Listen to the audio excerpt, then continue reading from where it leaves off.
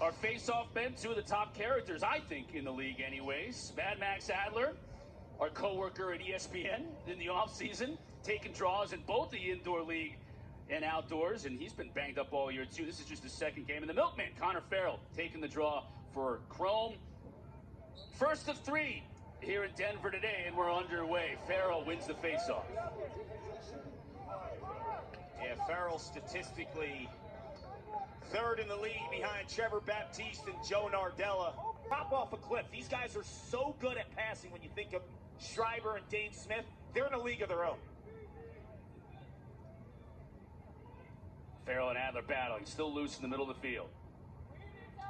Costabile in that mix as well. Coming out with it, though, is Salama for Chrome. He was up in the press box visiting us yesterday. Yeah, we'll hear from him later today. My boy Nico, who's the SID at Denver.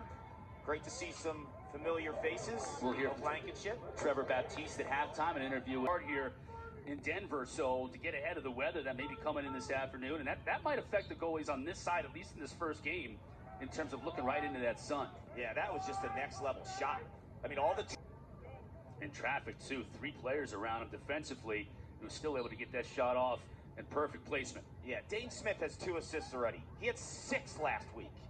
I mean, he is just an unbelievable passer. Milkman comes out of the scrum with it for Chrome. Part of that first wave, if you will, with Rambo and company. And then, of course, Maryland winning it all, and really one of the great teams we've seen it.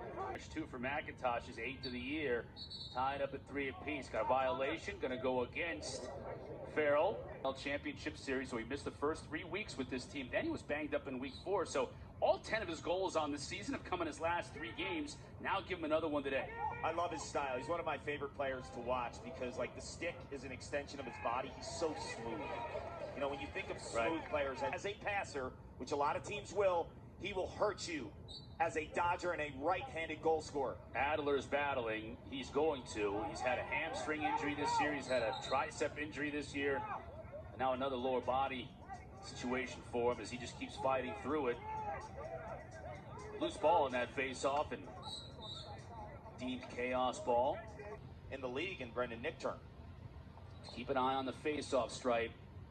Adler banged up in that first quarter. It was already a battle. You knew it would be with Farrell, and it continues.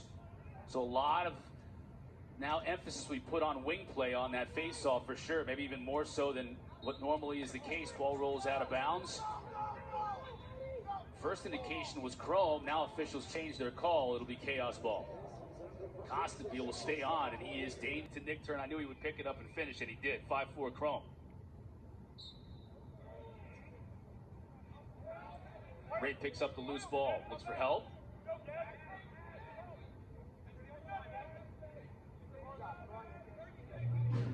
Shoulders in his head. That's a totally different look from Matt O'Keefe from that spot.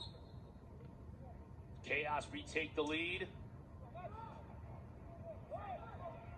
Adler over the back of Messenger.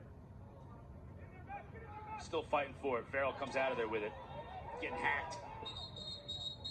Timeout, too.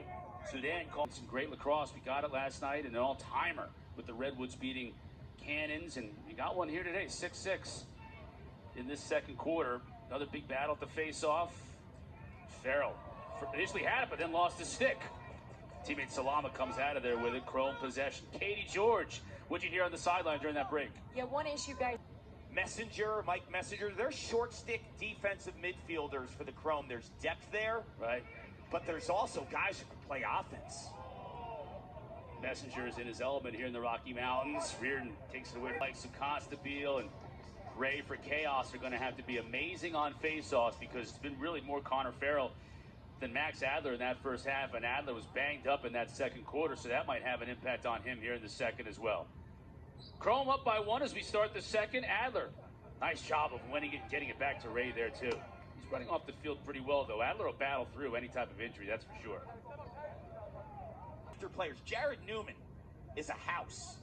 He won that matchup physically. He's smaller, he has less weight, but he won the lever. His goal. Got a good look at Rowlett. Burke, Virginia, latest college lacrosse at North Carolina. Adler wins the faceoff. and unfortunately could not make the pass to Chase Frazier, and it's a turnover. He's going to be cheesed off at himself for that one. One-on-one, but they got to be better against the picks. Not just one pick, but they got to be watching out for double picks as well. Well said, Katie. And if you listen to Josh Byrne under the helmet there, how much of the conversation, athleticism, so fast as a North-South Dodger. Right. He's one of the few guys, like, you talk about throwback jerseys, he's a throwback midi. You don't see the North-South guys as much as you did in the past, like no other. And what did you say in the first half with these two bigger goalies?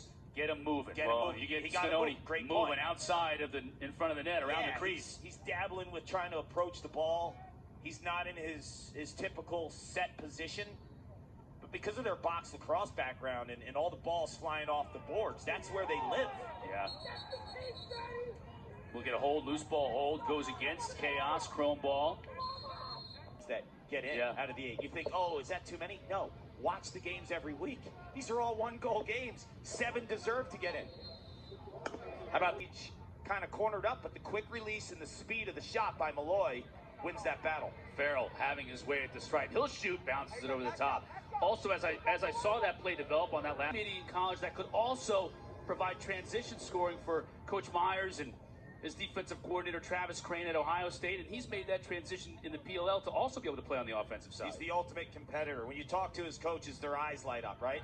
Like one of the most compelling favorite guys they've ever coached when you talk to a Travis Crane or a Nick Myers, because he always came to work every single day. He's humble. He's an unbelievable teammate. You hear his first game, the week after he won a national championship for Maryland, he had just, had won the Tortzen Award. It was like, scoreless, and what type of a pro is he going to be? Can I breathe? Can I handle these bruises? I would say he came back.